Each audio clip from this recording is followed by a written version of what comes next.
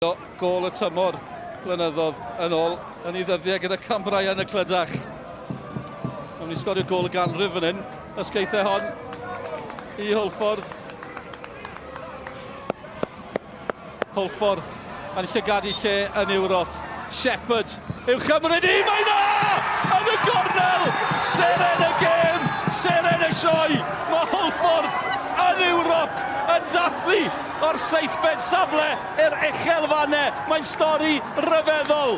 Siom enfawr i'r Drenewydd, ond mae Hwlffordd yn ôl yn Ewrop. Wel. Byddwch chi mond i canmol wythnos dwytha, mynd i chwarae y Mets, nath orffan y bedwerydd. Mynd yna, cicio'r smotyn curo. Dod i fan hyn, dim ofn, dim byd i golli, a maen nhw wedi dod yma fel garfan. Sa'ch ti di medru neu esgusodio yn y bod nhw wedi blino? Na!